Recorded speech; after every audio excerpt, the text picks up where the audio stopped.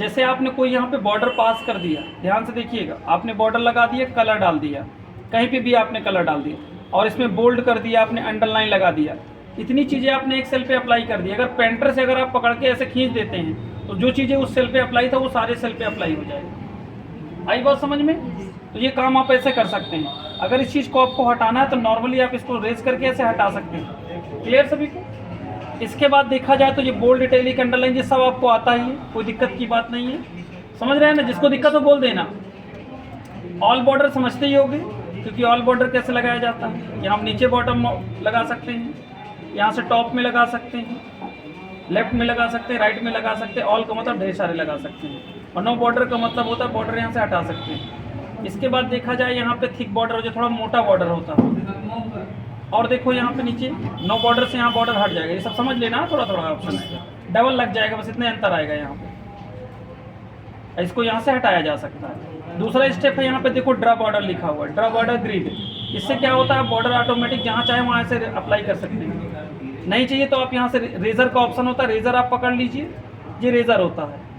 इससे क्या होगा, आप पूरी चीज़ें एक बार में मिटा पाएंगे, जितनी भी फालतू चीज़ें होंगी। ये बॉर्डर एंड साइडिंग का मतलब देखो, समझो क्या होता है।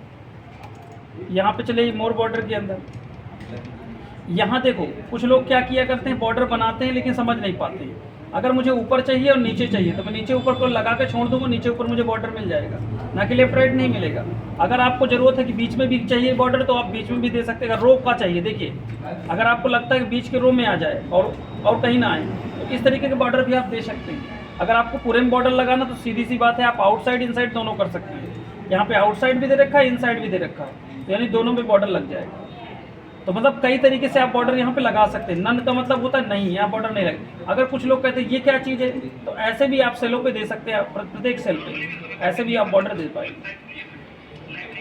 इसके बाद ये साइडिंग कलर सब आता है। और देखिए यहाँ पे जैसे आपने कर लिया, बीच में जो एक सामान रखेगा, ये टॉप से रखेगा, ये बॉटम में रखेगा, लेफ्ट से रखेगा, सेंटर पे रखेगा, राइट से रखेगा।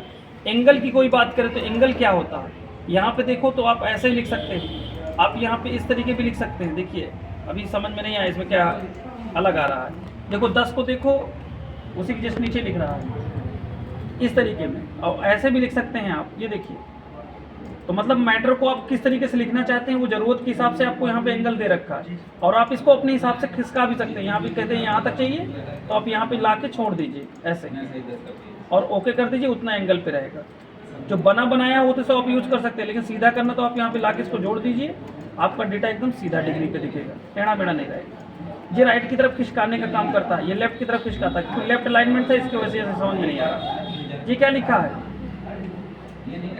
Wrap text. देखो अगर हम अभी एक सेल से दूसरी सेल में नहीं जा पा रहे हैं, अगर मैं यहाँ से रैप कर दूँ तो एक ही सेल में लिख रहे हैं। देखो ऐसे जो हम लोग लिखा करते हैं, जैसे इसके नीचे लिखना है तो आप क्या करते हो, सीधी सी बात है, आपको रैप की जरूरत पड़ती है। आप यहाँ कर्सर रखो, यहाँ से रैप कर दो। अगर अब आप यहाँ से एंटर करते हो तो आपको उसी के नीचे दिखाएगा, जब आप लिखोगे तो ये देखो, एंटर करोगे तो नीचे सेल पे आ जाएगा। अब देखो यहाँ पे और भी चीज़ें दे रखा है, उसको भी समझिए। मर्ज एंड सेंटर तो सभी लोग जानते हैं कि मर्ज करना होता है, अनमर्ज से वापस लाते हैं। मर्ज एक क्रॉस से देखो केवल मर्ज कॉलम केवल मर्ज होते हैं, और मर्ज सेल से सारा कुछ होता है। मर्ज एंड सेंटर और मर्ज सेल से एक ही जैसे होता है, इनमें अंतर नहीं दिखता हमको। अब देखो कुछ लोग कहते हैं गुरुजी हमको हर सेल पे डॉलर चाहिए, इसमें हमको डॉलर लगाना है, तो सेलेक्ट करिए, डॉलर पे क्लिक कर दीजिए, डॉलर लग जाएगा। आप कहते हैं इस सेल पे हमको रुपया लगाना है, तो डॉलर के पास ही रुपया होता है, तो आप यहाँ पे जाके मोर ऑप्शंस के अंदर यहाँ पे आप ढूंढ कर वो रुपया आप लगा सकते हैं। तो जिसमें डॉलर चाहिए, जिसमें रुपया चाहिए, वो आप अपने हिसाब से इसमें ऐड कर सकते हैं। इसके बाद देखो यहाँ कुछ लोग कहते हैं गुरुजी हमको पॉइंट कॉमा चाहिए, पॉइंट चाहिए, उसके बाद डेसिमल वैल्यू चाहिए, तो आप यहाँ से दे सकते हैं। ये देखिए पॉइंट के बाद 0, आप 0 बढ़ा सकते हैं, 0 यहाँ से घटा सकते हैं लगाने के बाद। ये देखिए ये ऑप्शन दे रखा है, तो इस तरीके से काम करेगा। अब बात आ गई, किसी ने कहा कि हमको यहाँ पर सही बटे में चाहिए, सही बटे में लिखना है एक्सेल में, तो सही बटे में लिखना लोग ढूंढते रहते हैं कहाँ से लिखेगा। तो देखो यहाँ फंक्शन लिखा हुआ है, आप यहाँ पे आइए 1.5 लिखते तो 1.5 अपने आप 1.5 लिखना है तो मैंने डैश लगा दिया, ऐसे लिख सकते हैं। 3.5 आप ऐसे लिख सकते हैं। अगर नॉर्मली आप ऐसे लिखते हैं तो कैलकुलेशन नहीं करेगा सिस्टम, आप चाहो तो इसको जोड़ भी सकते हो, इक्वल करो, सम करो, ये सिस्टम जोड़ेगा उसको, आपको जोड़ के भी दे देगा, कोई दिक्कत नहीं आएगी।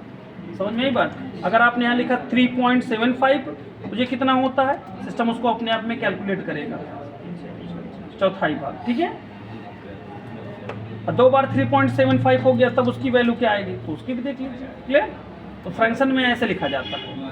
अगर कोई कहे गुरुजी मुझको डेट चाहिए पूरे सिस्टम में, मैं बार बार 1 लिखूँ डेटा आ जाए, 2 लिखूँ डेटा आ जाए, तब उस केस में आप यहाँ पे शॉर्ट डेट का यूज़ करके आप कोई भी एक डालिएगा, यहाँ अपने आप में डेट दे देगा सिस्टम, वो डेट के फॉर्मेट में देगा।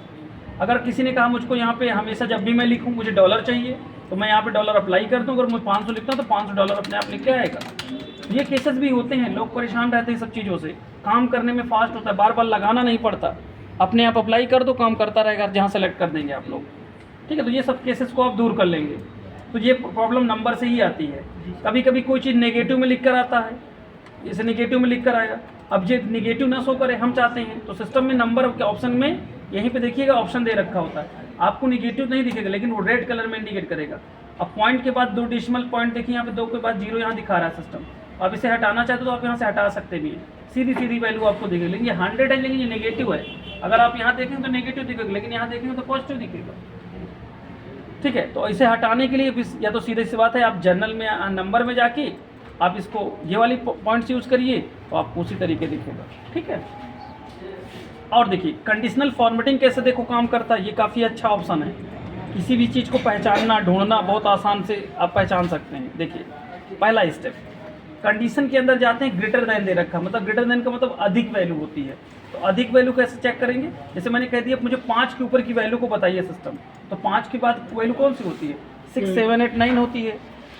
कलर से पहचानना तो आप अपने हिसाब से कलर यहाँ डाल सकते हैं, लेकिन कहीं खुद का कलर बना के डालना है तो कस्टम में जाना होता है, यहाँ से खुद का कलर है। तो बॉर्डर लगाना चाहते हो तो बॉर्डर भी लगा सकते हो, कोई दिक्कत नहीं, आप यहाँ से बॉर्डर भी दे सकते हैं। आउटसाइड करिए, अगर आपको लगता है फॉन्ट थोड़ा सा बड़ा हो जाता, बोल्ड हो जाता, थोड़ा सा कलरफुल आ जाता तो अच्छा दिखता थोड़ा सा, ये चीज़ आप अपने फॉन्ट पे भी अप्लाई कर सकते हैं कि वो हाईलाइटेड हो अपने आप। नहीं चाहिए तो कैंसिल कर दीजिए, कोई दिक्कत नहीं। लेस देन का मतलब होता है कम से कम की संख्या हो, जैसे आपने यहाँ लिख दी 5.5 तो है नहीं यहाँ पे, तो मैंने यहाँ पे कर दिया, देखो जैसे मैंने 7 कर दिया, 7 के नीचे बताएगा।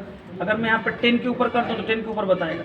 अगर मैं यहाँ पे 10 के ऊपर की, सॉरी नीचे संख्या छाँट रहे हैं हम, बिटवीन का मतलब क्या होता है, बीच की कंडीशन। अगर आपने कह दिया कि मुझे 500 से और 1000 के लोग के बीच की वैल्यू मुझे चाहिए, तो 500 1000 में डाल दूँगा। मैंने 5 से और 8 के बीच की वैल्यू को इंडिकेट किया, तो 5 से और 8 के बीच में अगर कोई व्यक्ति यहाँ अगर 8 लिख देगा तो सिस्टम यहाँ पे भी हाईलाइट करेगा, ना कि वहाँ पर नहीं, जहाँ लिखोगे वहाँ करेगा।